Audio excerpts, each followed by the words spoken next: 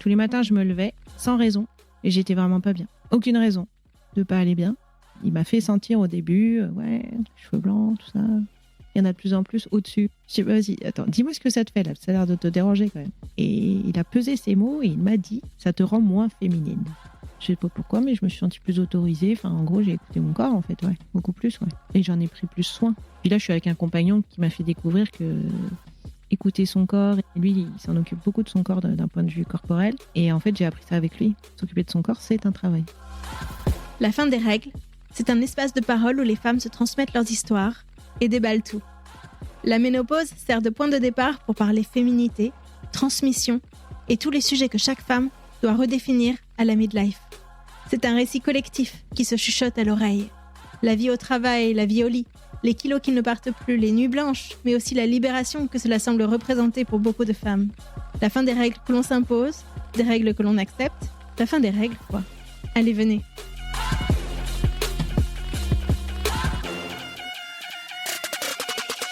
Tout est bon, on est lancé. Alors, bonjour Caroline. Bonjour Aude. C'est chouette de se retrouver ici. On s'est connus via Envie, via le prix des indépendants que tu as gagné haut la main, le prix de Paris. Oui, le prix de Paris et exactement, j'ai eu celui de l'excellence de la relation client. Bravo. Ce qui me touche beaucoup. Et du coup, je t'ai contactée puisque tu travailles dans, je sais pas comment dire, le domaine des relations hommes-femmes, des ressources humaines. De l'humain. De l'humain, on va dire, au sens large. Et aussi, tu es en pleine périménopause. Exactement. Tu veux qu'on commence par ça ? Écoute, je crois que c'est le thème. Déjà, j'ai appris le mot il n'y a pas très longtemps. J'ai mis 3 ans, je pense, à poser un mot. C'est-à-dire que tu avais des symptômes et tu les reliais pas à la périménopause ? Pas du tout. C'est exactement ça. Je ne reliais pas. Donc, il y a 3 ans, ça a commencé. Alors, le truc, c'est qu'il y a 3 ans, il m'est arrivé plein de choses en même temps. Des choses que je mettais en œuvre et puis des choses imprévues. Comme, j'ai déménagé et 2, un nouvel homme dans ma vie. Et j'en parle parce que les premiers symptômes que j'ai eus, c'est sueur nocturne. C'est pas glamour. Alors, c'est pas glamour. Et puis surtout, tu peux te dire, tiens, c'est parce que j'ai un corps très, très chaud à côté de moi. Il dégage une chaleur qui me fait faire des sueurs nocturnes. Donc, il y a eu cette hypothèse-là. Il y a eu l'hypothèse de ma couette parce que je m'étais forcément acheté une nouvelle couette aussi à ce moment-là. Donc, cette hypothèse, elle a quand même été aussi pas mal dans ma tête, quoi. Je me suis dit, tu vois, le truc à plume, là, ça te va pas du tout. Bon, voilà. Après, il y a eu l'hypothèse de, c'est mes voisins. Mes voisins, alors, je suis dans un immeuble qui est très mal insonorisé, donc j'entendais beaucoup mes voisins. Et ça finissait par énormément me stresser. Et je me disais que c'était peut-être ça, en fait. J'avais tellement peur de les entendre, surtout leur télé, en fait, que mon cerveau se stressait et impact sur le corps. Donc voilà, tout plein d'hypothèses. Puis c'était pas tout le temps. Donc parfois, c'était pendant 1 ou 2 semaines. Puis après, pendant 2 mois, 3 mois, rien. Ça t'intéresse pas plus que ça, quoi. Et puis une fois, je devais juste... avoir eu ces symptômes-là, et donc comme d'hab, entre 4h et 5h du matin, donc ça te réveille la nuit, parce que tu es vraiment trempé. Donc moi, j'ai les sueurs nocturnes au niveau du torse, en fait, donc ça dégouline. Et donc, j'en parle à une de mes copines, qui est plus âgée que moi, et qui sourit et qui me dit, Caroline, c'est la périménopause ? Quoi ? Qu'est-ce que c'est, la périménopause ? J'ai jamais entendu parler, parce que pour le coup, j'ai toujours mes règles de façon régulière, donc je ne comprenais pas le concept. Elle me dit, si, les sueurs nocturnes. Je dis, mais non, c'est les bouffées de chaleur seulement, la ménopause. Et c'est quoi la périménopause ? Et donc là, elle commence à me dire, c'est la période, ça peut durer jusqu'à 10 ans, c'est tous les symptômes qui arrivent avant. Ok, donc là, je commence à taper sur Internet, et là, je découvre ce mot. Qu'est-ce que ça t'a fait à toi ? Est-ce que tu t'es sentie vieille d'un coup, par exemple ? Alors non, pas du tout. C'est pas du tout la vieillesse qui m'a... Non, c'est plutôt l'effet de un peu sidération. Je tombe de ma chaise. Encore un truc qu'on m'avait pas dit. Genre, cette vie de femme, un immense joli pied de nez pendant toute ta vie où tu apprends plein de choses. C'est vrai qu'en parallèle, ça fait 4-5 ans que je m'interroge aussi sur le sujet homme-femme et je revisite un peu mon parcours à l'aune des événements, de tout ce qui a pu... m'arriver. Et donc, si tu veux, c'était une étape de plus, quoi. Je tombe encore de ma chaise. Et quand tu dis « on m'avait pas dit », tu penses à qui ? Alors, le « on », c'est la société déjà, parce que je me souviens pas avoir vu ce mot dans la presse, dans les médias. Je pourrais dire ma mère aussi. Alors, même si on a de temps en temps parlé de ménopause, mais c'est vrai que les conversations sont assez vite écourtées avec ma maman parce qu'elle a eu un cancer à ce moment-là. Et donc, en fait, elle a quasiment rien eu, en fait, des symptômes ni de péri, ni de ménopause, puisqu'avec elle a eu énormément de chimiothérapie et donc ça a tout arrêté, son cycle. Donc, c'est vrai que les conversations avec ma mère sont assez écourtées. Et puis, les copines, alors j'en ai des plus âgées, mais on n'en avait pas parlé, je sais pas, on n'avait pas eu l'occasion. Puis pour moi, c'était un sujet qui était quand même assez un peu loin. Moi, je visais plutôt 55 ans, quoi. J'étais pas sur du 46, 47, là. Voilà. Donc, non, je me suis pas sentie vieille. Non, ça, non, pas du tout. De toute façon, je me sens pas vieille. Enfin, c'est pas que je me sens vieille ou pas. D'ailleurs, c'est même pas le sujet pour moi. Moi, je me sens toujours grandir. Je me sens avancer. Je me sens, je sais pas, de plus en plus au plus près d'une harmonie autour de moi, avec moi et avec les gens qui m'aiment et que j'aime et qui comptent pour moi. Donc, non, c'est pas vieille. Pas du tout. Non, c'est sidéré et c'est un peu oh, encore un truc à gérer, quoi. Zut, j'étais vraiment libre. Mon fils est parti de la maison. Ça n'a pas été évident à gérer, mais ça y est, je l'ai géré. On n'habite pas ensemble avec mon partenaire, donc j'ai toujours cette partie de célibataire. On appelle ça les célicouples. Je suis libre dans ma vie professionnelle. Je gère mon agenda de façon quand même assez libre. Et là, tu te retrouves avec ton corps qui te parle, qui t'empêche un peu. Un corps empêché. Je me suis sentie plus là, le corps, il s'exprime. Alors bon, je l'ai plus écouté à ce moment-là. Ouais. Et puis là, maintenant, je sais que j'ai pas le choix. Il faut que je l'écoute et que je m'adapte. T'as pas le choix? C'est-à-dire? J'ai pas le choix dans le sens où il s'exprime, mais quand ça t'empêche de dormir, ce qui est quand même important, quand même, le sommeil, parce que du coup, derrière, ça veut dire des humeurs très aussi fluctuantes, des énergies parfois faibles, des règles qui, d'un seul coup, elles arrivent, elles sont toutes petites, et puis 3 jours après, elles reviennent, et alors là, c'est le T'as un débar. souvenir précis de ça? Ah bah là, c'était la dernière fois, c'était comme ça. Et donc, j'ai eu des chutes de tension, là, quand même. Hein. Donc, j'arrive à un déjeuner professionnel. On était une vingtaine, parce que c'était un repas entre plusieurs personnes. J'ai dû m'asseoir, il était midi quand même. Hein. C'est ce qui me ressemble pas du tout. Tu tenais plus debout? Je tenais plus debout. Et t'avais tes règles à ce moment-là? Oui. Et je tenais plus debout, donc je suis allée m'asseoir. Enfin, j'ai dit à Émilie, là, donc j'ai pas pu rester dehors, à parler avec les gens. Bon, après les gens sont de toute façon arrivés au fur et à mesure et s'installer dans le restaurant, donc j'étais pas toute seule, mais ouais, ça a été 2 heures assez compliquées pour moi. Bon, je suis quand même restée, c'était quand même supportable. Et puis le fait de parler, du coup, ça me distrayait un peu, puis ça me tenait en attention. Mais j'avais une faim, mais pas croyable. Enfin, l'entrée est arrivée. J'avais encore très très faim et j'étais là à zioter dans les plats des autres, quoi. Mais il y a de quoi en faire un sketch, hein. Des fois, je me fais rire moi-même. J'avais envie de finir leur assiette s'ils ne l'avaient pas fini, quoi. J'étais là, oh, vivement que le plat arrive, vivement que le plat arrive. Un énorme chute de tension. Et franchement, de toute ma vie, je me souviens pas en tous les cas qu'elle ait été aussi importante. Et donc, bilan de l'histoire, je suis quand même rentrée en métro et tout, voilà. Donc, ça allait quand même. Hein. J'ai dû encore vite fait travailler 3/4 d'heure, 1 heure. Et à 16 heures, je suis tombée. Je me suis endormie 2 heures. Et là, j'ai pas mis de réveil. J'étais au bout. C'était pas possible. Donc, je me suis endormie 2 heures et après, ça allait mieux. Donc c'est ça, écouter ton corps. C'est accepter de dormir en pleine journée. Exactement. Bah oui, vraiment, quoi. Et d'ailleurs, tu vois, si j'étais en entreprise aujourd'hui, je trouverais très agréable qu'il y ait une salle vraiment de repos, quoi. Et alors après, je sais pas si la salle de repos, elle doit être mixte ou pas, homme-femme, parce que les hommes peuvent aussi avoir des coups de mou. Mais là, en fait, tu as un coup de mou, mais en plus, tu vraiment pas bien. Tu peut-être pas envie que ton visage soit vu par les autres ou en général, et puis peut-être par des hommes en particulier, parce que je pense que j'étais livide, hein. J'étais livide. Donc, tu vois, avoir un endroit où tu peux aller te réfugier. Il y a d'autres symptômes dont tu as envie de parler ou pas? Ah bah oui, il y en a d'autres. Hein. Ah bah moi, je les cumule. Je pense que je suis la collection de tous les symptômes. Et puis, du coup, j'ai regardé sur Internet parce que des fois, je me dis, mais non, mais c'est peut-être pas ça. C'est peut-être juste je vieillis. Puis en fait, tu regardes les symptômes, tu dis, ah si, c'est dans la collection. Donc, dans la collection, nous avons parfois des douleurs articulaires que j'ai jamais eues de ma vie. Donc, notamment à la cheville. Et puis parfois un peu au niveau des épaules ou ça peut jouer au niveau des coudes, quoi. Alors pareil, je me suis dit, oh, c'est peut-être mes nouvelles chaussures. Non, parce qu'à chaque fois, il y a un autre événement, tu vois, qui me fait dire, non, ça doit pas être ça. Bah si, je pense que c'est ça quand même. Puisque tu vois, aujourd'hui, je les porte, j'ai pas de problème. Donc bon, voilà. Donc les douleurs articulaires. Alors j'ai eu beaucoup les angoisses. En tous les cas, moi, j'ai allié ça donc de septembre à décembre. Franchement, j'avais pas de quoi être angoissée. Tous les matins, je me levais sans raison et j'étais vraiment pas bien. Aucune raison de pas aller bien. C'est quoi? C'est une anxiété dans le ventre? C'est ça. C'est une anxiété, tu te sens pas bien au monde, quoi. Donc le seul moyen que j'avais trouvé, mais qui était un très bon moyen, c'est de lire. Donc en fait, je prenais mon petit déj, ça allait, hein, j'arrivais à me lever, hein, mais je prenais mon petit déj, hop, et ensuite je retournais dans un bon petit roman. Je vais pas dire que j'ai fait toute la rentrée littéraire, mais je peux te dire qu'entre août et décembre, j'ai lu 40 bouquins, et ça m'apaisait. Et donc à 11h, c'est bon, je pouvais démarrer, j'étais hyper productive, comme si de rien n'était. Tu flinguais ta journée jusqu'à 11h? Alors pour arriver à calmer cette anxiété par la lecture, un truc très sain. Ouais. La lecture, parce que ça me mettait du coup dans un autre environnement, je retrouvais des personnages, ça me réconfortait, je sais pas ce que ça faisait, ça me remettait dans une bulle. Dans les autres symptômes, donc parce qu'on parlait des angoisses là, mais là ça y est, j'en ai plus, c'est la fluctuation d'humeur. Et pour moi, je différencie tout ça, hein, parce que j'ai vraiment contenu l'angoisse. Là, à un moment donné, j'ai eu fluctuation d'humeur, donc c'était, et ça m'arrive encore récemment, c'est t'es excité pendant 10 minutes et t'es au bout de ta vie pendant 10 minutes. C'est un truc de fou. Tu passes de l'un à l'autre. Je sais pas comment dire. Tu peux décrire une fois où ça t'est arrivé? Tu vois, je vais passer un coup de fil, je vais être hyper enthousiaste, mais vraiment hyper enthousiaste, donc je sais très bien que je suis en surénergie. Et puis après, je sais pas, il y a une petite pensée qui va m'arriver, et direct, je passe en coup de blues. De façon très brutale, en fait. Hyper brutale. C'est pas tellement le contenu, parce qu'en hyper-énergie, ça peut toujours t'arriver de l'être suite à un coup de fil qui s'est bien passé. Le coup de blues aussi, c'est juste la juxtaposition des deux qui est étrange. Exactement. Je passe de l'un à l'autre. Et la troisième chose, si on est toujours sur le terrain des émotions, c'est l'agressivité. Vis-à-vis de qui? Là, en l'occurrence, de mon partenaire, c'est lui qui a réussi à mettre un mot là-dessus.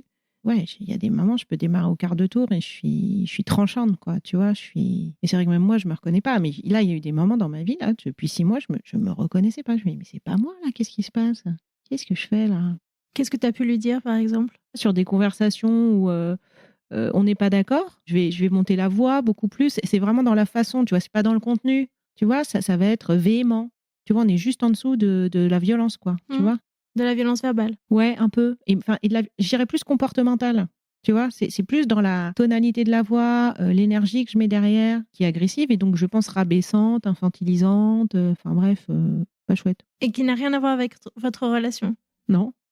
Bah non, parce que ça se passe très bien et on est plutôt dans une relation hyper fluide, hyper saine. Bon, évidemment, on s'engueule des fois, mais je veux dire, tu vois, c'est une fois tous les, je sais pas, 4-5 mois, quoi. Enfin, voilà. Et donc, non, c'est dans des conversations un peu de tous les jours. Ou d'un seul coup, c'est comme si, je sais pas, il y a une mouche qui m'avait piqué, là, et bzzz, mais je me crispe, quoi, tu vois. Alors que ces conversations-là, ça fait quand même plusieurs années qu'on est ensemble, donc on a eu d'autres moments dans notre vie, je le gérais pas comme ça.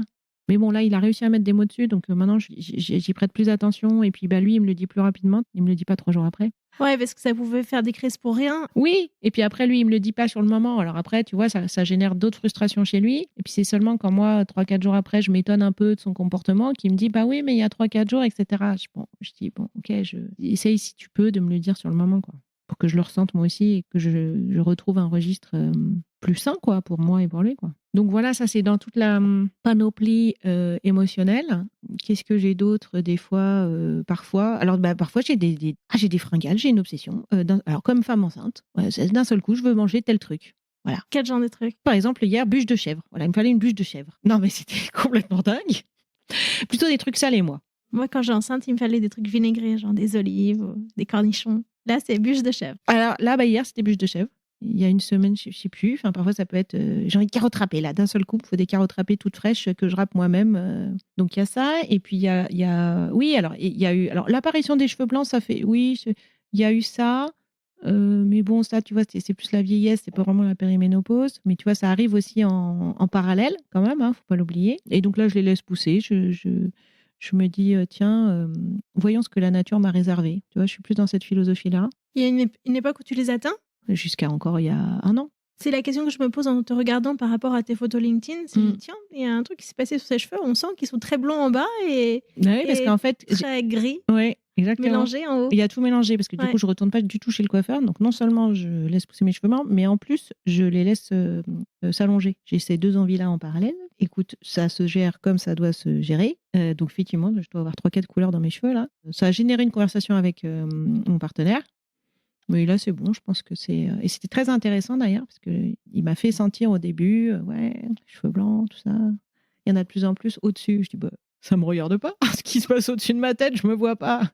Donc je l'ai un peu. Voilà. Puis au bout d'un moment, je dis, vas-y, attends, dis-moi ce que ça te fait là. Ça a l'air de te déranger quand même. Et il a pesé ses mots et il m'a dit, ça te rend moins féminine. J'ai trouvé ça super intéressant. Donc d'abord, j'ai fait un silence, parce que j'étais quand même contente d'avoir des mots de sa part. Et puis je les avais demandés, donc super. Je lui dis merci déjà qu'il ait trouvé des mots pour me dire ce que ça lui faisait. Puis après, je lui dis, on est dans une relation très aussi. Il est animateur de soirée aussi. Donc, et puis, il est très dans l'humour, etc. Ça, c'est quelque chose qui m'apprend et c'est super. Et donc, du coup, je lui dis, ah ouais, d'accord. Donc, ma féminité ne repose que sur 3 poils. Merci, chouchou. Voilà, ça, c'était pour la blague. Et puis après, voilà, je lui ai dit, Je dis, mais c'est ta pensée? Ou peut-être potentiellement, tu peux t'interroger sur le fait que ça vienne de l'extérieur. Je dis, parce que objectivement, la féminité, tu es d'accord que forcément, elle ne repose pas que sur 3 poils au-dessus de ma tête quand même. Bon, ça, c'est irréfutable. Donc voilà, repose, je sais pas, sur ton regard, sur ta gestuelle, sur les accessoires que tu peux porter. Enfin, il y a tellement de. Et puis, qu'est-ce que la féminité? Enfin, je veux dire, on pourrait y philosopher là-dessus. Bon, bref. Et donc, voilà. Et donc, écoute, de toute façon, ça n'a pas changé ma décision. Et voilà. Donc, c'est aussi ça, la périménopause, c'est qu'en parallèle, tu as d'autres choses qui arrivent. La peau sèche, évidemment. J'avais oublié celle-là. Donc, la peau sèche. Donc, moi qui aime pas du tout me passer de la crème, bon, bah, maintenant, je le fais un petit peu. L'amollissement de la peau. On va pas se mentir. Alors, ce qui tombe bien, c'est que ça fait 1 an que je me suis mise à la musculation en salle, alors que j'ai toujours dit jamais j'irai faire du sport en salle. C'est nul le sport en intérieur. Mais il s'avère que mon partenaire en a pratiqué beaucoup et donc, bah, par curiosité, j'y suis quand même allée une fois. Et puis en fait, ça m'a plu.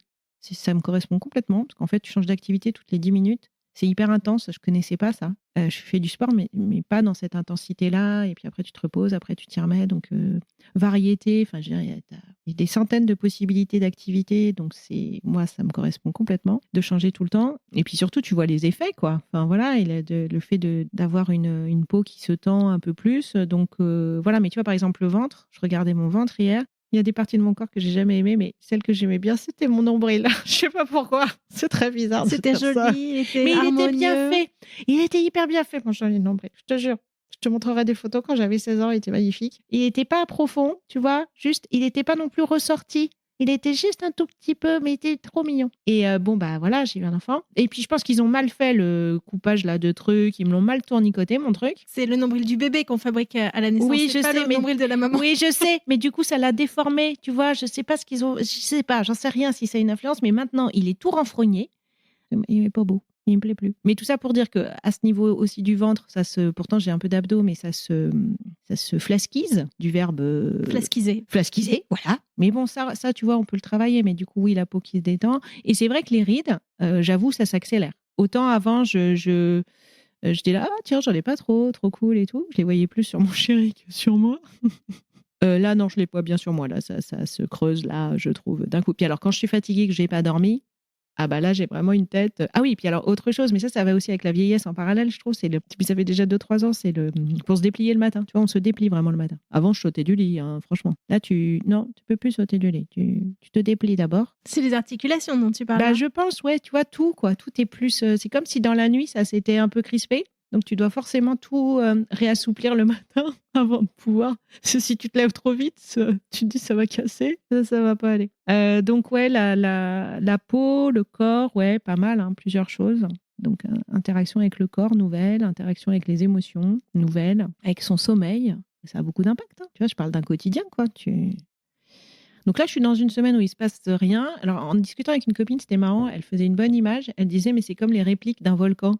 C'est pas réplique, t'as des crises, tu vois. Donc là, depuis une petite semaine, j'ai plus de sueur nocturne. Donc, c'est vrai qu'après, t'oublies. C'est ça qui est bien. Si pendant 2-3 mois, il se passe plus rien, j'aurais plus l'impression d'être en périménopause. Mais maintenant, j'ai compris que ça peut, voilà, revenir. Et voilà, on m'a dit que c'était effectivement ça le processus. Alors, qu'est-ce que tu fais pour soigner tout ça? En fait, c'est un mélange de sport. Alors, j'en ai toujours fait, puis je marche toujours déjà. De base, moi, il me faut mes 10 000 pas par jour, sinon je vais pas bien de toute façon. Et ça, c'est depuis que je suis toute petite. J'ai besoin de bouger tout le temps. Donc ça, les 10 000 pas par jour, pas de problème. Après le sport, au moins une fois par semaine, si c'est pas 2. Soit faire du footing, aller à la piscine. Et sinon, donc de la musculation, ça, c'est vraiment super. Tu veux dire que ça a un impact sur tous les symptômes dont tu m'as parlé? Le sport, ça te crée des endorphines. Ça vient, tu vois, potentiellement des états émotionnels irréguliers. Le fait de faire du sport, ça fait qu'au moins pendant une journée, peut-être même 2 jours. Toi, ça te calme? Ouais, moi, ça me calme en tous les cas. Parce qu'en fait, ça a créé suffisamment d'endorphines. Donc, ça vient, si tu veux, je pense, hein, compenser. Parce qu'en fait, le périménopause, ça commence à être la chute des oestrogènes qui régulaient jusqu'à maintenant mes humeurs, mes émotions, enfin, qui participaient. Puis là, elles sont en train de s'en aller gentiment. Et ce que me fait le sport, c'est ça. C'est qu'en créant des endorphines, je retrouve de l'apaisement. Je sais pas si c'est de l'apaisement d'ailleurs. Non, c'est plus une forme de volupté, de puissance aussi, tu vois. Là, maintenant, j'arrive déjà, rien que ça, tu vois, j'arrive avec mon petit débardeur, parce que maintenant, j'ose le débardeur avec mon ventre, oui, tout à fait, dénudé en salle, alors qu'il y a 1 an, j'étais au début avec mon t-shirt, quoi, comme avant, quoi, comme à mon époque. Et donc là, j'arrive avec mon petit débardeur Et là, déjà, je me sens bien, ça me redonne du peps, je pense que ça me redonne de la joie, ça me redonne vraiment beaucoup d'ondes positives. Donc le sport, la nutrition. Alors ça a été, bon, il s'avère que déjà depuis plusieurs années, j'avais beaucoup ralenti, enfin j'ai même arrêté la charcuterie. Le fromage, je l'avais vachement diminué. La viande, mes parents sont bouchers. Coucou les parents. Ils le savent de toute façon. J'ai de toute façon diminué déjà depuis aussi un petit moment. Bon. Ce qui est le plus difficile, c'est le pain. Surtout que le pain, maintenant, alors là, c'est radical. Hein. Moi, j'adore aller dans un café, dans une terrasse et prendre mes petites tartines pain blanc, là. Et ça, le pain blanc, c'est plus en rêve, parce qu'après, t'es ballonné pendant quasiment la moitié de la journée, si c'est pas toute la journée. Et franchement, c'est pas drôle, quoi.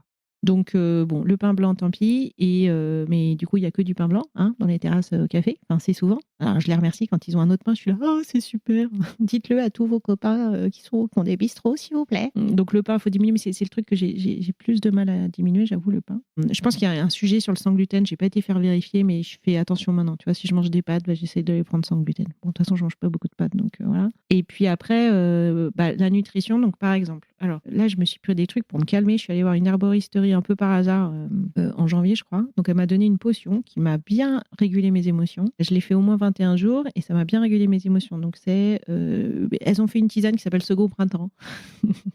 Second Printemps, c'est le mot en japonais pour dire ménopause. Kolenki. Tu le connais? Kolenki. Et puis, une racine à côté. Cousdou. Donc, tu mets le cousdou dans la potion magique du Second Printemps. T'en bois 1 litre par jour. Franchement, ça m'a hyper régulé mes émotions. Je me sentais normale, quoi. Enfin, quand je dis moi normal, c'est, je veux dire, comme dans ma vie d'avant, quoi. Juste, je tiens mes humeurs de façon un peu plus constante, quoi. Et pas ce que je t'ai raconté tout à l'heure, là. Ça, c'est bien. Et là, du coup, j'ai enchaîné avec un autre truc. Donc, pareil, dans la journée, j'ai pris ce que j'ai lu sur Internet, la vigne rouge et la sauge. Je mélange ces deux trucs-là. Je rajoute de temps en temps un peu de couscous et franchement, tout ça, ça me régule bien émotionnellement. Tu vois, ça me donne une vitalité qui est une vitalité saine pour moi. Et tu bois ça en infusion, Ouais, c'est pas des compléments alimentaires en gélule. Non, que infusion là. Et sinon, bah après, c'est une alimentation, tu vois, plus iodée notamment, les oméga 3 aussi. Donc, tu vois, tout ce qui est saumon fumé, sardines en boîte, maquereau. Bon, ça tombe bien, hein, moi, ça me va très bien, hein, tout ça. Et voilà, et puis le soir, plus des salades, tu vois, la mâche me fait du bien. Enfin, je sais pas pourquoi, moi, la mâche, je mange une mâche le soir, tout va bien. Je dors bien, je fais bien. Et c'est vrai que je fais tous ces efforts-là. C'est une forme de discipline, mais en vrai, pour moi, elle vaut vraiment le coup parce que sinon, ça perturbe trop ma vie, en fait. Je me sens empêchée, comme j'ai dit tout à l'heure. Ouais, empêchée. Empêcher de vivre ta vie comme tu l'aimes. Exactement. Clairement, oui. Alors, donc, ce qui se dit, c'est que ça fait prendre des kilos, tout ça. Bon, alors ça, moi, déjà, j'ai quand même mis un petit nombre d'années à trouver super toutes les parties de mon corps. Vraiment toutes, sans exception. Donc, j'ai pas du tout envie de voir mon corps se transformer. Enfin, pas trop, en tout cas. Donc, moi, j'ai vraiment envie de faire attention. Enfin, c'est même pas faire attention, c'est juste, c'est pas grave. Je m'adapte, tu vois. Je m'adapte. Et puis, de temps en temps, ça m'empêche pas d'aller acheter une petite bûchette de chèvre. Mais voilà, pour l'instant, ça va. Là, je suis dans une semaine où ça va. Mais il y a 2 semaines, bah là, ça allait pas du tout. Ça se régule. Curcuma aussi, ça me fait beaucoup de bien. J'ai découvert une tisane au curcuma. Tu m'as dit que tu n'étais pas du tout prête à prendre des hormones, tu vas laisser les choses se faire simplement comme ça pour l'instant. Ouais, exactement. Oui, oui, j'ai pas du tout envie de mettre des choses extérieures qui viennent dans mon corps. J'ai pas envie du tout de chimie. Enfin, j'ai arrêté la pilule à 30 ans, j'ai un stérilet mécanique, donc j'ai pas du tout envie de. Je veux voir en tous les cas comment naturellement. C'est quelque chose de naturel. Donc la nature, elle est bien faite. Il y a forcément des remèdes naturels. Tu fais confiance à ton corps, surtout d'abord. Ouais, à mon corps et puis à la nature, au fait que de toute façon, toute la chimie qu'on nous donne, elle est à base de choses naturelles. C'est juste qu'on rajoute d'autres trucs. Et ce que j'ai compris des hormones, hein, ce que j'ai compris, c'est que c'est des œstrogènes en gros de synthèse. L'hormone, elle fait un peu croire que tes œstrogènes, elles chutent pas tant que ça. Donc c'est un leurre en fait. Et moi, j'ai plutôt envie de me dire, bah écoute, la nature, elle a prévu une chute d'œstrogènes. Anyway. En plus, ça n'a pas l'air d'être clair. Les hormones, il faut les prendre juste pendant cette période-là ou à vie. Donc, bon, ça, tu vois, je suis pas non plus à l'aise. Enfin, si tu veux, j'ai tellement pas dans ma vie, depuis 20 ans, quelque chose à prendre tous les jours. Toujours la même chose, toujours un petit cachet, etc. Voilà. C'est pas des cachets, hein, c'est de la crème sur le corps. Ouais, les oestrogènes. ouais, non, mais ça me dit rien. Pour l'instant, ça me dit rien et je me dis qu'il doit bien y avoir des choses naturellement qui existent. Enfin, en tous les cas, pour l'instant, ça fonctionne, tu vois. Même les livres, ça a fonctionné. Alors, je trouverai toujours un remède. Si vraiment ça devient, si tu veux, si de empêchant, ça devient handicapant dans une durée beaucoup plus longue que celle actuellement, oui, je m'interrogerais et je suis pas quelqu'un d'obtus en fait, tu vois. C'est juste je pars avec une intention, je regarde ce que ça fait et si j'arrive à le gérer comme ça, voilà, très bien. Mais si effectivement les symptômes que je t'ai décrits, j'ai les 10 en même temps pendant 6 mois d'affilée, je pense qu'au bout du troisième mois, je prends des hormones, ouais. En attendant, c'est pas pour tout de suite, vu que tout se passe bien. Bah oui, ça se, voilà, ça se gère pour l'instant. Ça se gère. Puis en même temps, ça m'amuse. Tu vois, je trouve un côté ludique là, un peu en ce moment. Aux symptômes, tu veux dire? Non, je trouve un côté ludique à... Non, pas aux symptômes, ça me fait pas marrer. Non, non, je trouve un côté ludique à essayer de trouver mon remède qui correspond à mon corps. Je trouve ça un peu marrant, quoi. Tu vois, là, le curcuma, c'est par hasard. Je vais chez une copine et il y avait de la tisane au curcuma. Je dis, tiens, je connais pas, j'essaye. Et j'ai senti. Bah, tu vois, c'est une connaissance que je trouve intéressante d'essayer de ressentir ce que ton corps te dit. Et là, le curcuma, il a dit oui, quoi. Je le sais. Dans tout, dans mon transit, dans ma façon d'être, dans ma façon de me ressentir. C'était vachement bien. Et donc, tu vois, c'est une forme de connaissance. Moi, je suis une assoiffée de connaissances. Hein. J'apprends des trucs tous les jours. Je ne peux pas me passer d'apprendre. Je pense que c'est mon moteur de vie principal. Et donc, finalement, me donner du temps pour apprendre des choses sur moi et sur ma réception par rapport à des aliments extérieurs, je trouve ça passionnant. C'est vraiment continuer à te connaître toi-même à travers ton Ouais, corps, hein, c'est ouais. ça? Et puis ça fait comme une enquête. Ça a des trucs, bon, ça fait rien. Ah, ça marche. Et puis peut-être ça marchera plus dans 6 mois. Hein. Je pense qu'il y a tellement eu des années où j'ai pas du tout écouté mon corps, c'était pas du tout un sujet. Je pense que je savais même pas que j'avais un corps, je pense. Enfin, tu vois, il devait tourner et pour moi, c'était juste un véhicule de transport. Tu parles avant ton fils ou après ton fils? Je pense que j'ai pas pensé à mon corps pendant toute la période jusqu'à ce que je devienne entrepreneur. Donc jusqu'à il y a 10 ans. Ouais. Ouais, je pense que c'est le côté entrepreneur. C'est plusieurs choses. Hein. À chaque fois, on peut pas dire du jour A au jour 2. Enfin, tu vois, c'est jamais. Il y a un chemin, quoi, quand même, tu vois. Mais quand même, de devenir entrepreneur, ça m'a fait que je sais pas pourquoi, mais je me suis sentie plus autorisée. Enfin, en gros, j'ai écouté mon corps, en fait, ouais. Beaucoup plus, ouais. Et j'en ai pris plus soin. Puis là, je suis avec un compagnon qui m'a fait découvrir que écouter son corps et s'occuper de son corps et s'occuper de soi, alors s'occuper de son corps, parce que s'occuper de soi, je m'occupais de moi, mais plus d'un point de vue psychologique. Mais lui, il s'en occupe beaucoup de son corps d'un point de vue corporel. Et en fait, j'ai appris ça avec lui. S'occuper de son corps, c'est un travail. Et c'est un chouette travail. Tu peux expliquer? S'occuper de ce que te dit ton corps et de comment tu vas le soigner, lui donner une place dans ta vie. Alors c'est sûr qu'en plus la musculation, c'est un des sports qui sculpte ton corps, tu vois. Il parle de sculpture, il a raison. Tu vas le dessiner d'une certaine façon parce que tu trouves ça joli et puis ça te fait sentir mieux. Et ça, ouais, ça, je découvre ça avec lui et je suis contente parce que j'ai l'impression que moi, pendant des années, j'étais, mon corps, il devait juste suivre mon rythme en fait. C'était pas un sujet en soi, pas du tout. Aujourd'hui, c'est devenu un sujet, il prend de la place et c'est bien. T'as les projets perso aussi? Alors oui, aujourd'hui, j'ai jamais été aussi libre en fait. Hein. Donc, ça fait depuis 1 an et demi que je suis complètement libre, je dirais. Je suis plus obligée d'habiter là où je demeure, puisque mon fils il est parti faire ses études à Lyon. Et autant vous dire qu'il va jamais revenir. Enfin, je veux dire, il va faire sa vie, quoi. Après, il va être autonome, tout ça. Donc, j'ai même cette liberté-là, question que je n'avais jamais eu l'occasion de pouvoir me poser. Ça ne m'avait pas manqué, hein. J'ai eu des moments, d'ailleurs, forme de liberté vertigineuse, en fait. Mais maintenant, je sais ce que je vais faire de toute cette liberté. Donc, enfin, je l'ai toujours su, en fait. Je l'ai toujours su, puisque j'ai tout fait pour être dans cette liberté, enfin, ce sur quoi, en tous les cas, j'avais la main, parce que mon fils, j'avais pas la main dessus. Il est parti à 17 ans et demi, mais il aurait pu partir à 19, à 20, à 22, ça, je le maîtrisais pas du tout. Bon, il s'avère qu'il est parti à 17 ans et demi, donc wouh c'était le dernier maillon de ma liberté totale. Je suis solo-entrepreneur, donc j'ai la liberté de mon agenda professionnel. En couple, le fait que nous n'habitions pas ensemble fait que j'ai aussi une forme de liberté pour moi, des moments à moi, quoi. Toutes les conditions sont réunies pour que... J'ai aussi créé autour de moi un modèle de vie qui fait que j'ai beaucoup moins de charges. Donc, j'ai moins de tension sur le temps de travail que je dois accorder, enfin, temps de travail rémunéré. Et du coup, j'ai de la liberté sur du travail qui n'est pas forcément rémunéré pour le moment, mais qui a beaucoup de sens pour moi. J'ai engagé des actions bénévoles, choses que j'avais jamais faites avant. Donc, je suis fresqueuse, fresque de l'équité homme-femme, et il y a souvent des fresques publiques. Donc, ça, c'est fait de manière bénévole et je prends beaucoup de plaisir. Je me sens utile et je me sens avec de l'impact. Et de faire des activités bénévoles, ça, voilà, je trouve ça bien pour moi d'avoir accordé du temps à ça.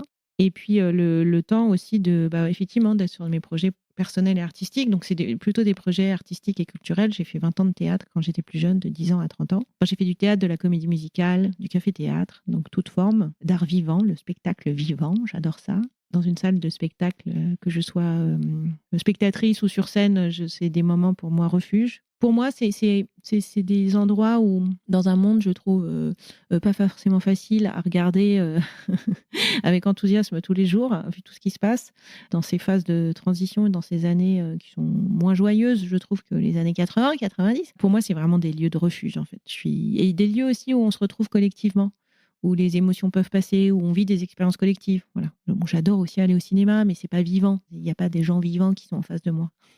Donc j'ai envie de retrouver tout ça. Oui, je suis sur un projet d'écriture. Alors ça sera peut-être au début juste un livre, mais après ça sera peut-être un spectacle. Au début, ça sera peut-être juste des scénettes que peut-être je serai amenée à faire en entreprise ou à faire dans des cafés. Je ne sais pas encore. Voilà. Mais en tous les cas, je crante, comme on dit là-dessus.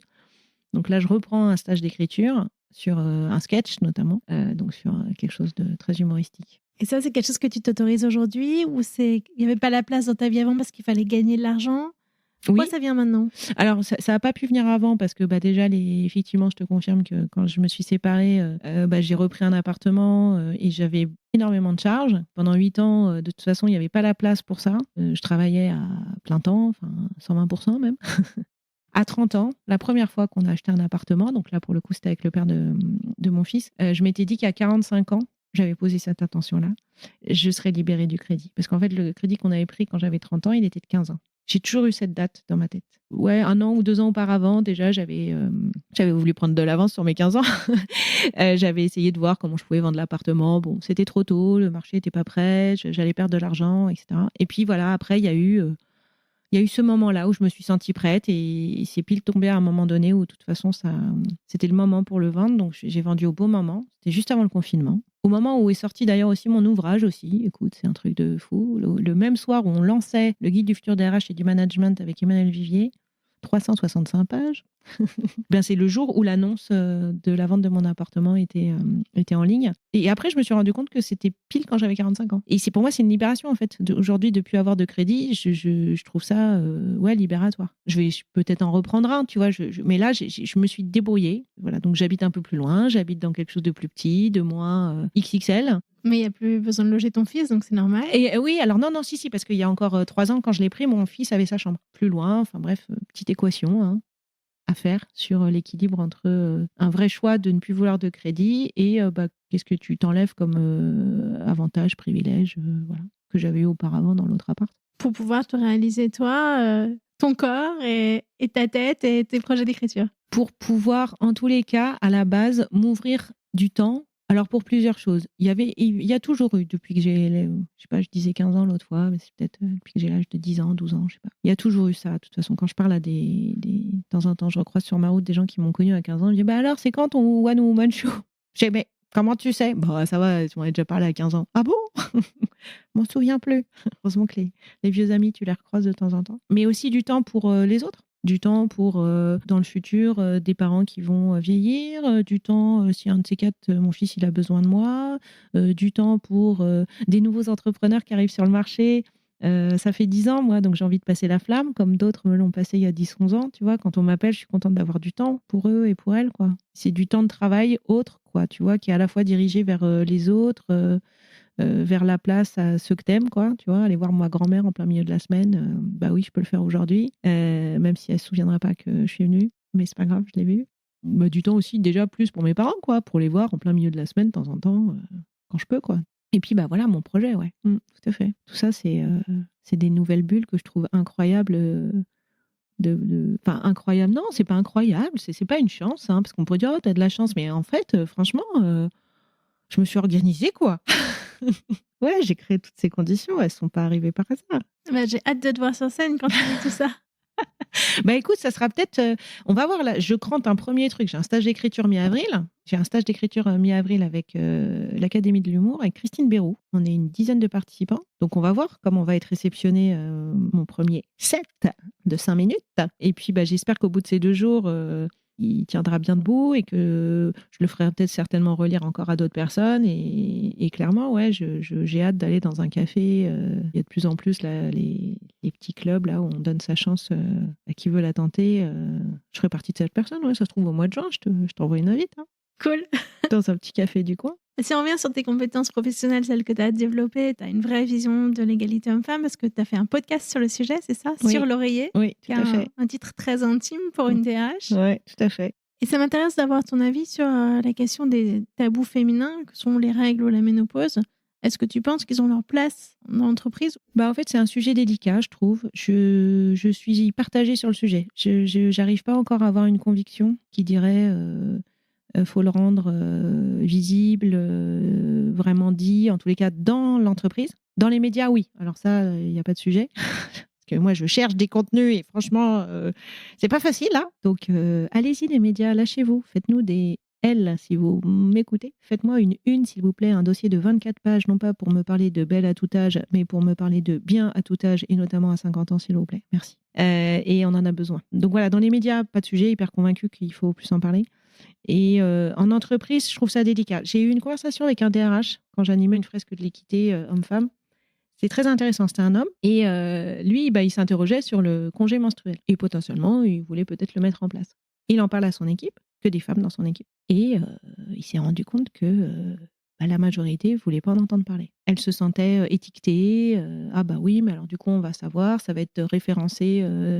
Tu vois, je dis n'importe quoi sous la notion CM. On saura que c'est un congé menstruel. Moi, j'ai pas envie de savoir que c'est pour ces raisons-là, etc. Donc pour l'instant, il m'a dit j'ai mis le sujet en veille, quoi. Je peux comprendre ces réactions. Donc, je suis partagée. Alors, tu peux tout à fait en même temps trouver une solution en disant, mais attendez, en fait, on devrait pouvoir prendre des jours sans devoir justifier, en fait.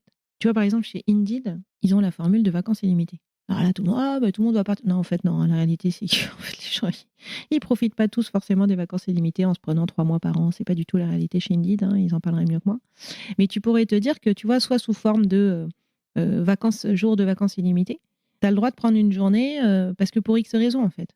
Pour X raisons, parce que plus les temps vont avancer, plus on va en avoir besoin. Laurent de la Clergerie, il parle de la surcharge cognitive qu'on a toutes et tous. Parce que notification, parce que quête de productivité permanente, parce que énormément de données produites.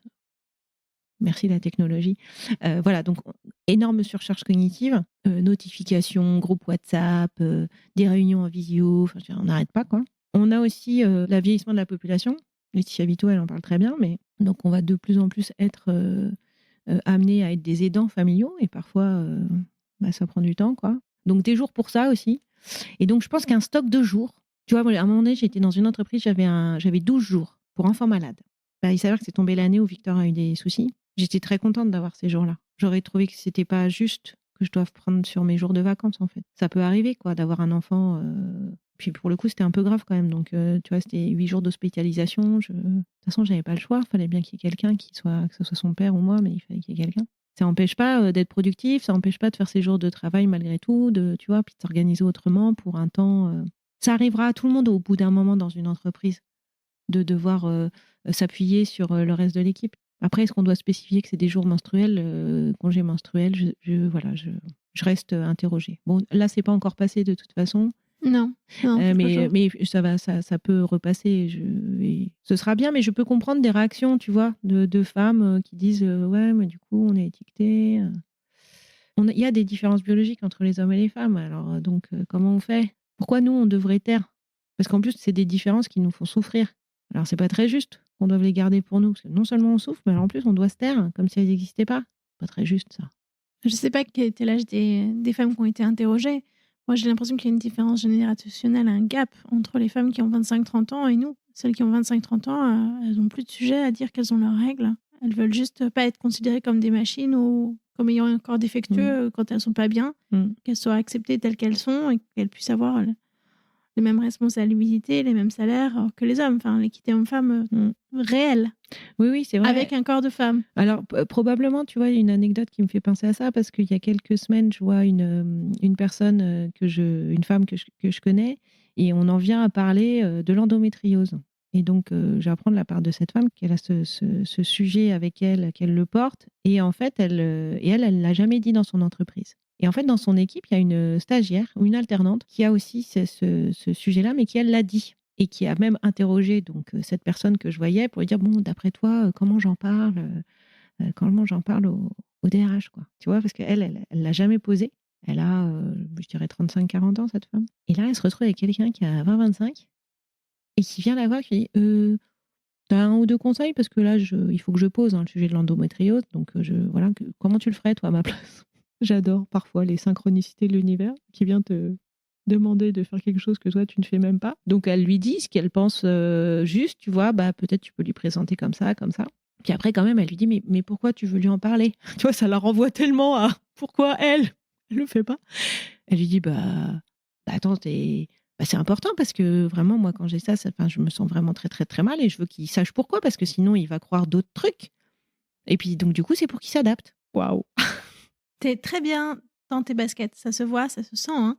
Et je fais le comparatif avec moi qui suis à peine plus jeune que toi et qui ai démarré ce podcast parce que j'étais pas bien dans mes baskets. Parce que la société me renvoyait, t'as 45 ans, t'es trop vieille pour monter ta start-up et tout est déjà trop tard. Et je commence maintenant que, j'ai déjà interviewé beaucoup de femmes, je comprends que j'ai tout faux, c'est pas vrai.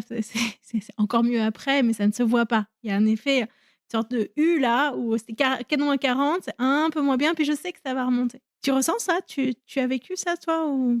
Ah non, écoute, moi, j'ai pas du tout de sujet sur à quel moment il faut faire les choses, la vieillesse, tout ça. C'est pas, je sais pas comment. Là, tu vois, je me retrouve un peu dans la peau de mon fils qui me dit non, mais le masculin, féminin, maman, t'es trop ringard, tu vois. C'est un peu ça. J'ai jamais la variable de l'âge sur ce qui m'arrivait. Jamais. Je n'ai pas. Je sais pas quoi dire là-dessus. C'est le bon moment. C'est tellement un truc, des choses profondes qui se passent quand tu veux changer des choses dans ta vie que l'âge n'a pour moi rien à voir là-dedans. Enfin, tu vois, moi demain j'ai envie d'être humoriste, peu m'importe si personne n'est jamais devenu humoriste à 50 ans. Enfin, c'est pas un sujet. C'est pas mon sujet en fait. Tu te mets pas ces barrières-là. Non, je l'ai pas. En tous les cas, c'est pas du tout la barrière que j'en avais d'autres, des barrières. C'était pas celle-là, quoi. Non, jamais. Rien. Même à 70 ans, je sais pas, je ferais du patin à glace, j'en sais rien, mais enfin, je veux dire, si je peux, si j'ai envie, Vive le patin à glace, alors. Non, mais je dis ça parce que récemment, il y a eu, je sais plus, sur Instagram, il y a une petite vidéo j'ai envie de dire, d'une jeune femme, tu vois, c'est rigolo, alors qu'elle doit avoir 70-75 ans, qui faisait du patin à glace. Elle était magnifique, quoi. Moi, j'ai beaucoup de tendresse, pour tout le monde de façon générale, mais particulièrement pour les personnes qui vieillissent. Mais alors, plus j'avance dans l'âge et plus j'ai cette tendresse, mais non, il n'y a vraiment pas d'âge pour se réaliser en profondeur. Et pourtant, on voit bien que les femmes qui atteignent cet âge-là disent « je ne suis plus vue, on passe à côté de moi, c'est comme si j'existais pas, c'est comme si j'étais plus dans l'équation ». Alors, j'ai peut-être ressenti ça à un moment donné, peut-être dans la rue, je me sentais un peu plus regardée avant. Mais bon, maintenant je m'en fiche, alors je regarde pas si on me regarde ou pas. J'ai eu peut-être 6 mois où ça m'a fait ça, mais c'est tout. Ok, on a fait le tour, non? Ah écoute, on a dit pas mal de choses là. Super, merci beaucoup. Merci pour ce moment chaleureux. Merci à tous pour votre écoute. Si vous avez envie de prolonger l'expérience, vous pouvez vous abonner à ma newsletter. C'est mon espace caché pour penser au calme. Vous trouverez le lien dans le descriptif. Et puis aussi, j'adorerais que vous veniez me dire ce que vous avez pensé de l'épisode. On se parle sur Instagram ou sur LinkedIn, c'est comme vous préférez. J'ai hâte de vous entendre. À très vite.